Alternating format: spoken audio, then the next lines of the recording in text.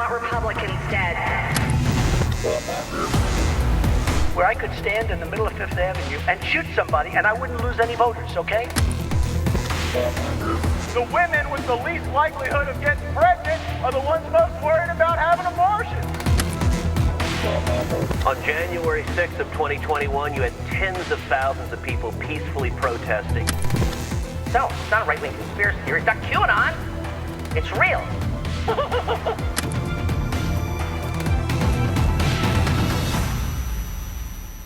Hey, everybody, and welcome to the Enemies List. I'm your host, Rick Wilson, and joining me today is a very old friend of mine, Rina Shah. Rina and I have known each other for a long time now. We go back to being some of the OG Never-Trumpers who were out there in the dim and distant past of the old Republican Party. And I am so happy she's with me today. Rina is a very, very smart observer of our politics and a wise counselor to a lot of folks about how to navigate what's going on in the world and in D.C. And I'm so delighted to have you on the show today, Rick, my friend. So good to be with you. Thank you. Thank you. It has been a minute, and I am so happy to see you. And folks, Rina and I met back in 2016 when the Never Trump movement was really struggling. There were very few of us. Nobody knew what to do. We worked together on Evan McMullin trying to find some way to disrupt Trump at the last minute. And as you guys all know, did not work out. But we stayed in the fight, and Rina stayed in the fight. And so I want to talk to you today a little bit. Let's kick off by this moment we're seeing in Washington right now that I want to get your feelings on it. Of just this complete abdication now. They've sort of given up. They know Trump's coming back as the nominee. But in the House and the Senate right now, it's depressing to watch them collapse over and over and over again. And you pointed out the other day, like when Ken Buck said, "Okay, I'm out. I'm not gonna put up with this anymore." They only seem to get courage when they're headed out the door. That's right. Is it the dose of courage they need that comes from just knowing that history is not going to be kind to them? These members of Congress that showed Trump exactly who they were. They're no better than lemmings following each other off a cliff. And I think our valiant effort, Rick, wow, it's hard to believe it will be almost a decade. And I think the fatigue, you and I. I feel it. Oh, well, you don't. You don't show it, but I feel it. I like to think we're aging in reverse because we've actually managed to be happy despite everything we went through. I know. That's the bizarre thing. It's like, how do you find happiness in so much loss? And look, people always say, how do you keep up with losing so much? I'm like, it's not about W's or L's for me. It's about what's at stake. And I have kids. You have kids. You were the best kind of just guide for me because my kid was only not even 6 months old when you and I met. Baby, you had a baby. I was holding her in my arms when you were a voice through a phone that I was just desperate to talk to anybody, and you were the strategist for me when I did what I did that before the summer even. My gosh, it was early spring when I became the first elected delegate to buck Trump, and obviously the Washington Post blew up my career. Thank you, WAPO, but we stand vindicated. I mean, from being called 100%. the poster girl for the Never Trump movement to going on to win and get a decision that was 9-0 of all these RNC committeemen and committee women across the country who were like, dude, what you're doing to her is dangerous. So there have been wins, right? But when you go inside like we did into the belly of the beast, it's hard to come out normal. And I think we've managed that. Yeah. Yeah, I mean, look, it is one of those things where so people are like, they ask me well, what did you gave up this business you built for 30 years, you did all. I'm like, you know what I got now? That's right. I sleep at night.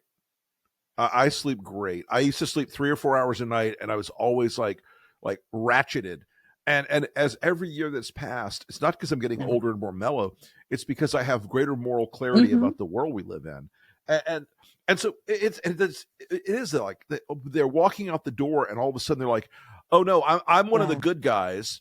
But a lot of these folks right now, they are standing at a moment where on on three big issues, I think they're going to have a historical judgment on them that's going to make some of the Trump stuff look like a Yeah, warm up act. They're about to let Ukraine that's get right. taken by Putin. They're about to let the border stay wide open. If they believe the border is the crisis of crises, then they will do nothing on it. Oh, that's an answer.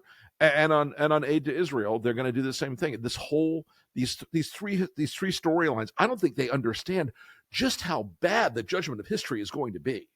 And Rick, and you know what we were already up against when I came to you as a two-time staffer for two Republicans within the House that Yep. frankly were too far right of me. Mm-hmm. You knew that I saw the process and we were already grappling with a do nothing party label.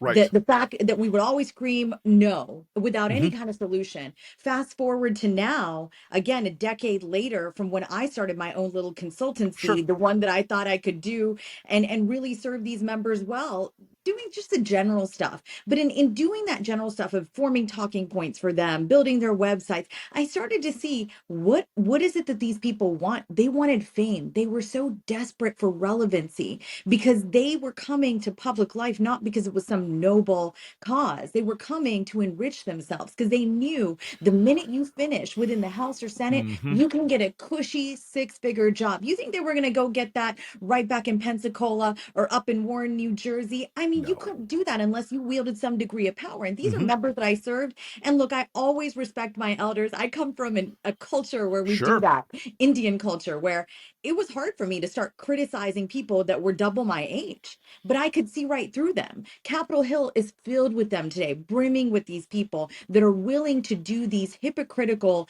actions simply to stick it to the other side and continue that playbook of demonize the Democrats.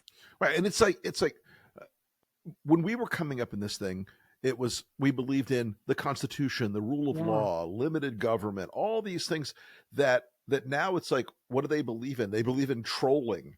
They believe in Fox News hits. They believe in screaming, "I'm being canceled" louder than the other guy. It just strikes me as I, that's what I always wonder. It's like some of them will confess to me still sure. occasionally, not like that used to be. It used to be I would talk to tons of people that I'd either elected or I was friends with or I knew through various relationships who were on the Hill, the House, and the Senate. And now it's a very small. Now it's you count Oh, them on one hand. People that I still know there that I talk to at all, but it's all off the record. It's all living in fear, and that to me is like one of the things that like I look at American democracy, yeah, and it was always supposed to be this vibrant public engagement, and now it's this like either they're psychotic and they believe the yeah. garbage, or they're hidden so far down the food chain. Like I can't say anything, I'll lose my seat. I mean, there are things, folks, more important than keeping your seat. That's right. Yeah, and I think that's for me from going from a smattering of principled folks that I could call up directly to now going to meet people that I know I'm in direct contrast with, yet we still Mm-hmm. say we're in the same party. People always ask me that, how are you comfortable being around these Republicans who don't like you or who frankly Right. never wanted you in the party? And I say, actually, I'm not that old. I just turned 40. And Right. I can still go right back to a time where I can say that these people wanted me in the room. They didn't care if I was Mm-hmm. younger or brown or the kid of immigrants. In fact, those Right. were the things that they were sort of like, okay, that's cool. Those are your identity boxes, but what do you know? What are we going to do together? What do we believe in? It was those values that brought us together. And as a kid of immigrants, I was all about that experiment. Like, this is the place where patches of things come together and we sew them together because this is this great adventure that our founders wanted us to go on, this Right. seeking a more perfect union. It's going to be messy. It's going to be imperfect. It's going to make you think that the founders never wanted you there in the first place. I always push back on that, Rick, because I came up in a Congress serving both these members where enough conservatives were telling me that, where I Right. internalized it. So I can't jive with this current party in its current form, but I know it's on life support. And if those of us who know how it works, I mean, I've served on executive committees within state Right. party. I've Sure. done everything that a foot soldier within the party does, volunteered until my eyes were blue. Like, it's like if you don't get the people who've tapped in and understand it to try to fix it, then you just can't go anywhere. So I don't believe in retreating. I'm screw that. I'll sit right next to my enemy and be like, I'm not going to leave. I won't leave. Right. You leave. It's funny because I have had those conversations with people, and it's just like a person that I've known for a long time called me a little while ago, a couple weeks ago, and said, I know we haven't talked for a couple years, but why is it they fucking can't kill you? He goes, now you guys keep coming back. You keep coming back. And I'm like, are you referring to me or Never Trump or Lincoln or what? He goes, all of it. Why do all of you people keep coming? It's like, and this is a person who is a lobbyist in DC, a person who has publicly taken on the red hat, privately tried to help Tim Scott and Nikki and other people this year. But and it was interesting because when I'm talking to him, I heard this sound in his voice. And again, this is a person who's on the Hill all the time, knows all these people. And this tone of like, it's like he's talking to aliens from another planet now. Yeah. He has to go in there and say things like, well, this is an America First policy for whatever client. And if there's a bigger lie in the Republican world today than America First, I don't know what it is. It's nonsense. You and I both know that. We see right through these people. We've always seen through them.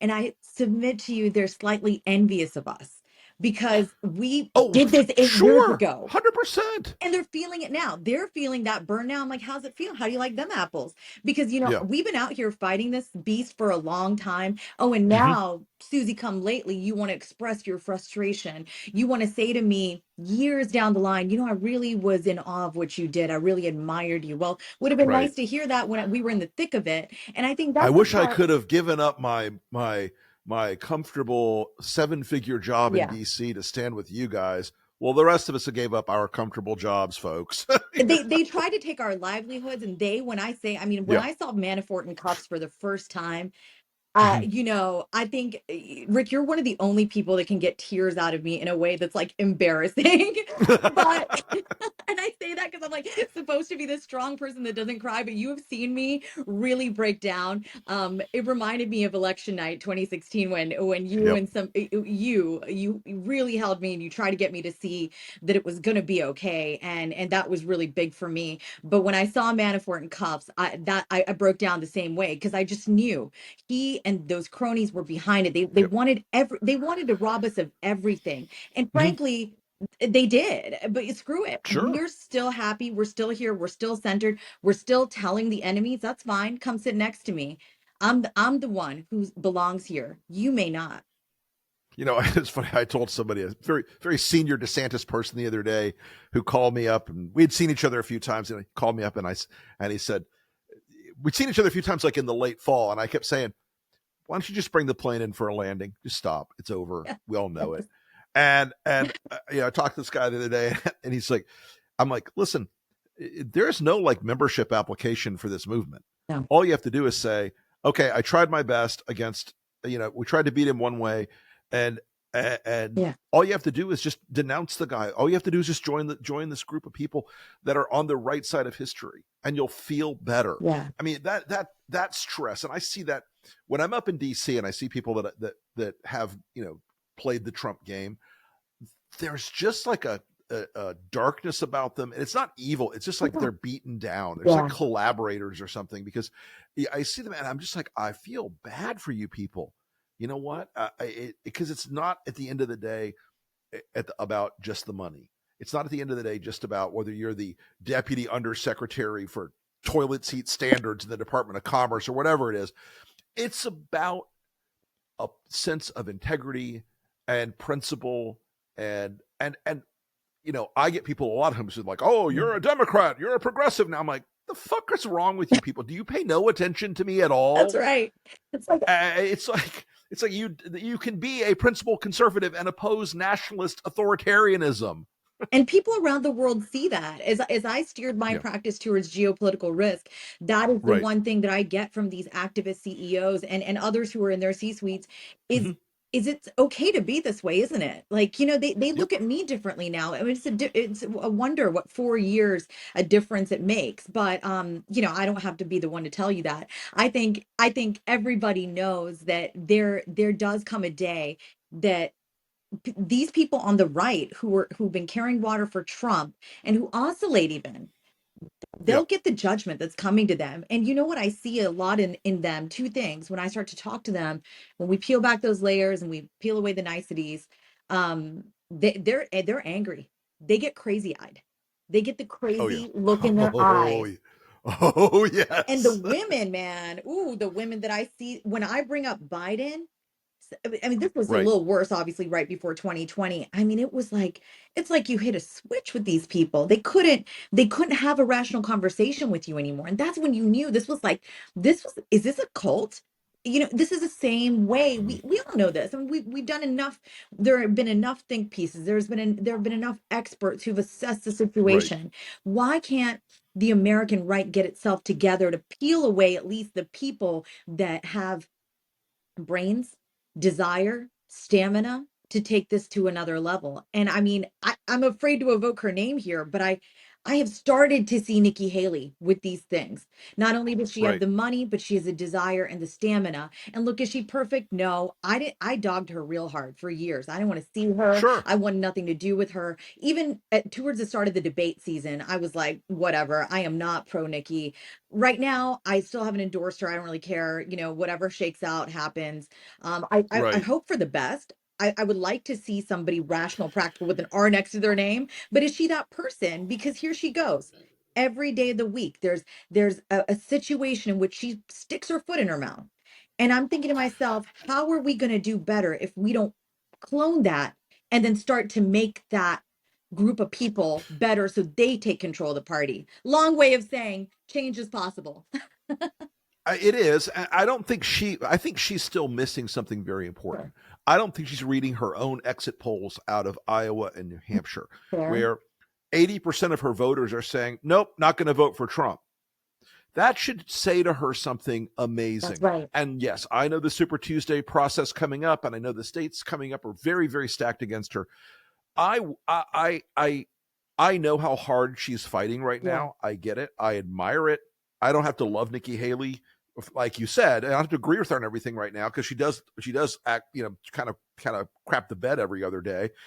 But she's missing the point that people were calling out to her saying, listen, we may not be the majority, but there's a lot of That's us. right. Lead. This is why people admire Yeah. Liz, because you know what? She's like, fuck it, I'll burn it all Burn down. it If all I don't have a please. job tomorrow, I don't have a job tomorrow, but I'm going to do the right thing. Yeah.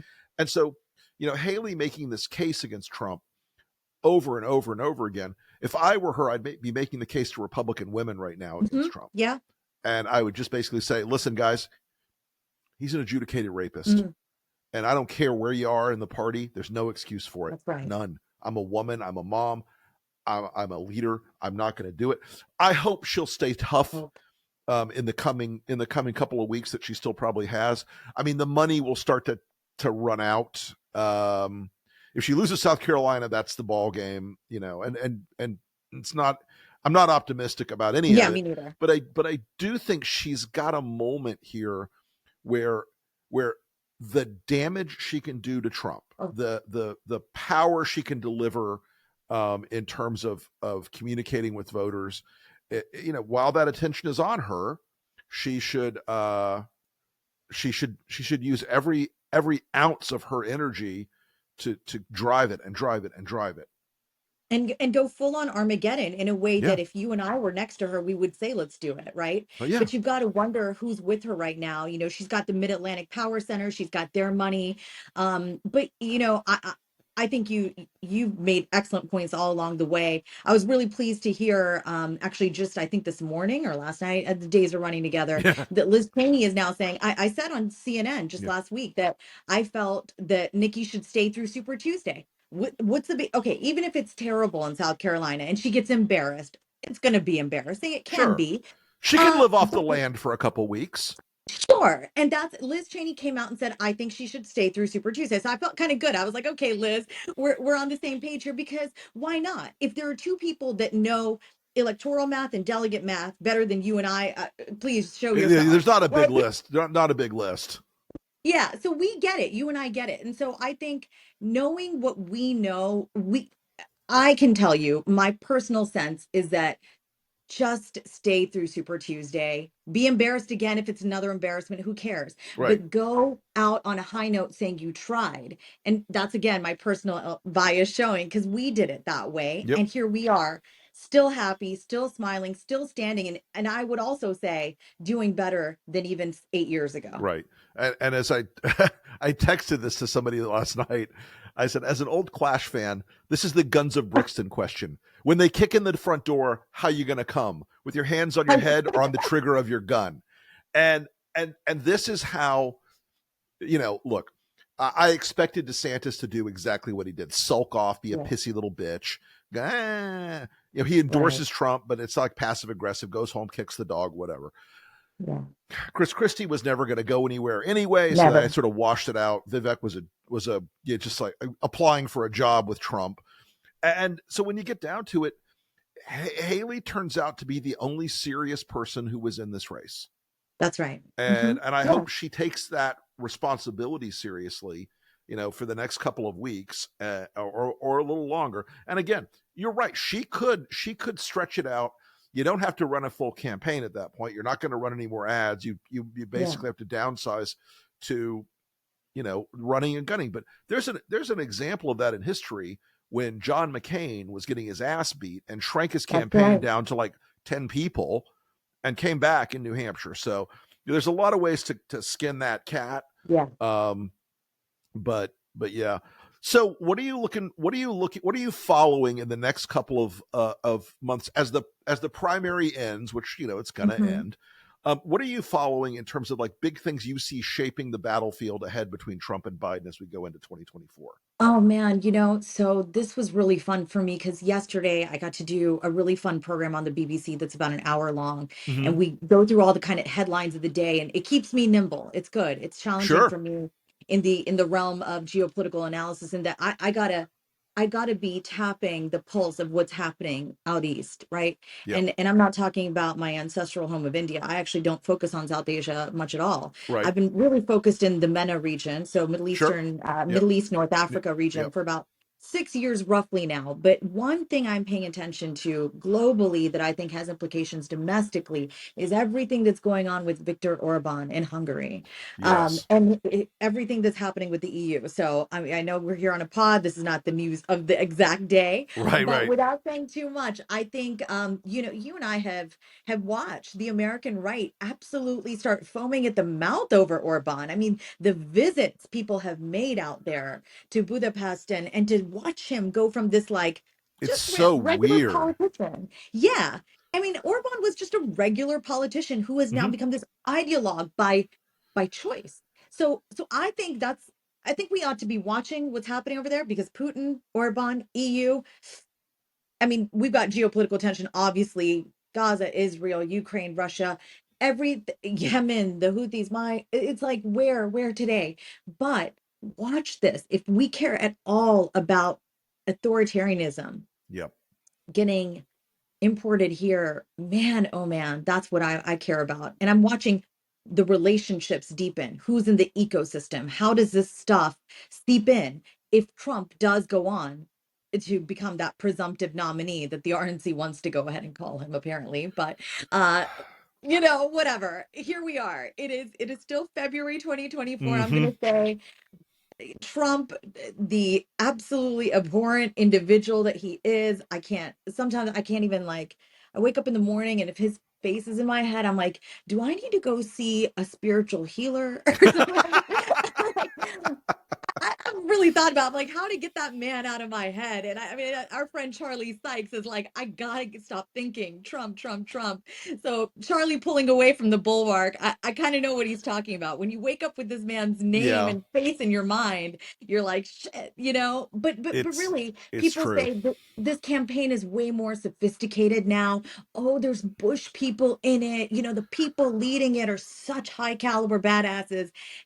You and I don't care about that stuff anymore. We know that stuff can fail too. So I always keep the door open.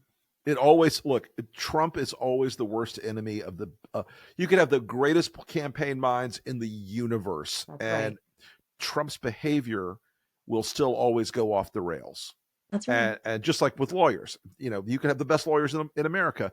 He doesn't, but he could. And it will always go off the rails. So listen, Rina Shah, I want to thank you so much for coming on the enemies list. Where can people find you on social media?